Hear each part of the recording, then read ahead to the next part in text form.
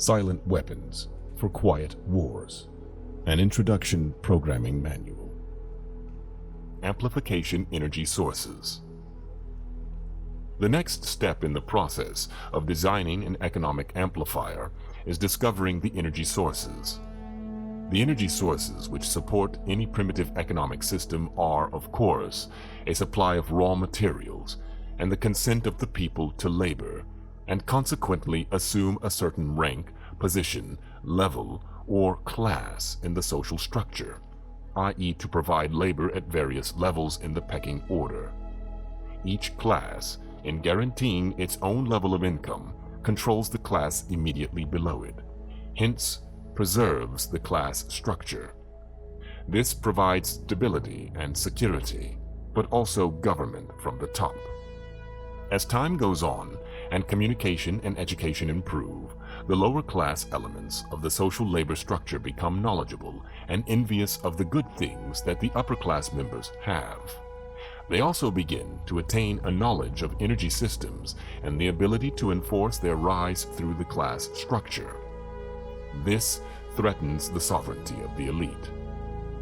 If this rise of the lower classes can be postponed long enough, the elite can achieve energy dominance, and labor by consent no longer will hold a position of an essential energy source. Until such energy dominance is absolutely established, the consent of people to labor and let others handle their affairs must be taken into consideration, since failure to do so could cause the people to interfere in the final transfer of energy sources to the control of the elite. It is essential to recognize that at this time, public consent is still an essential key to the release of energy in the process of economic amplification.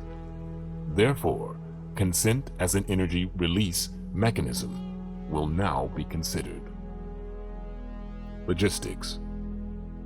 The successful application of a strategy requires a careful study of inputs, outputs, the strategy connecting the inputs and the outputs, and the available energy sources to fuel the strategy. This study is called logistics.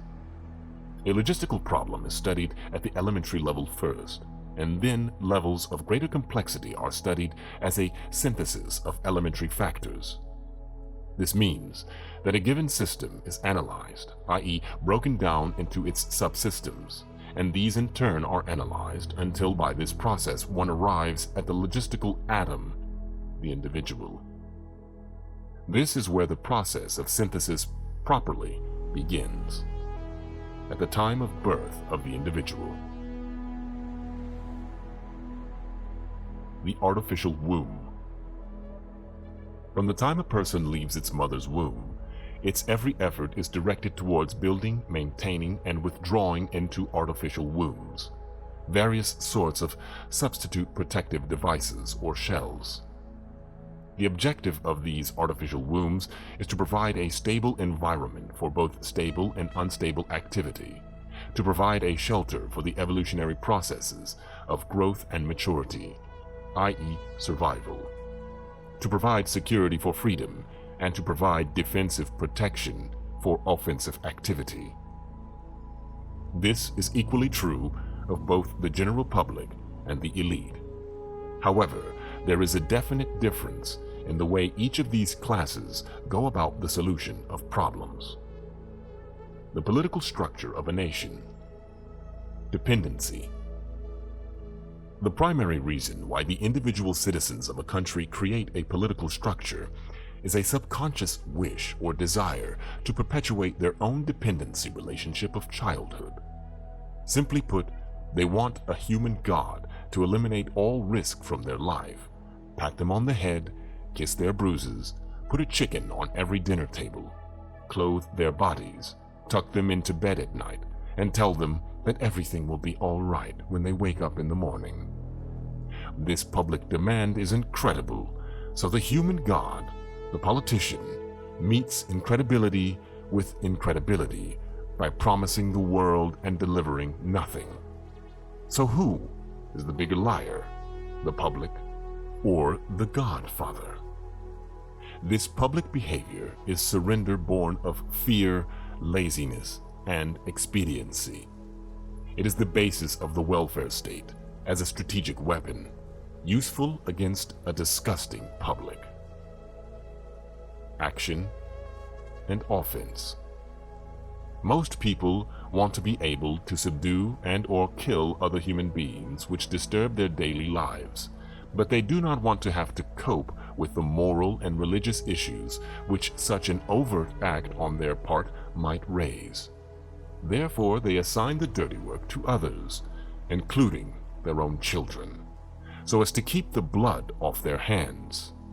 They rave about the humane treatment of animals and then sit down to a delicious hamburger from a whitewashed slaughterhouse down the street and out of sight.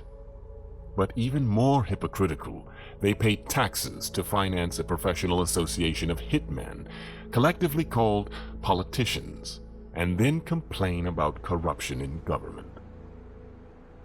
Responsibility. Again, most people want to be free to do things, to explore, etc., but they are afraid to fail.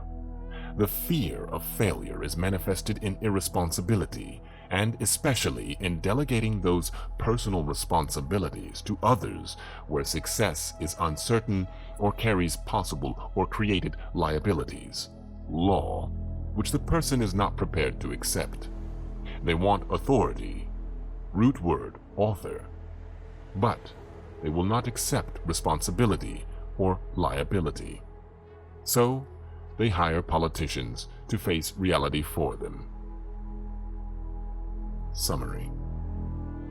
The people hire the politicians so that the people can obtain security without managing it, obtain action without thinking about it, inflict theft, injury, and death upon others without having to contemplate either life or death, avoid responsibility for their own intentions, obtain the benefits of reality and science without exerting themselves in the discipline of facing or learning either of these things.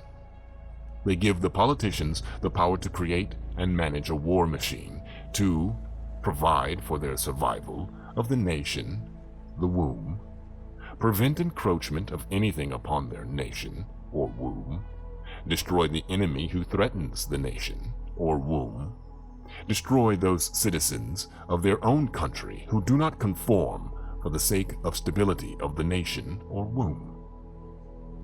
Politicians hold many quasi-military jobs, the lowest being the police, which are soldiers, the attorneys and CPAs, next, who are spies and saboteurs, licensed, and the judges, who shout orders and run the closed union military shop for whatever the market will bear. The generals are industrialists. The presidential level of commander-in-chief is shared by the international bankers. The people know that they have created this farce and financed it with their own taxes, their consent, but they would rather knuckle under than be the hypocrite. Thus, a nation becomes divided into two very distinct parts: a docile subnation, the great silent majority, and a political subnation. The political subnation remains attached to the docile subnation, tolerates it, and leeches its substance until it grows strong enough to detach itself and then devour its parent.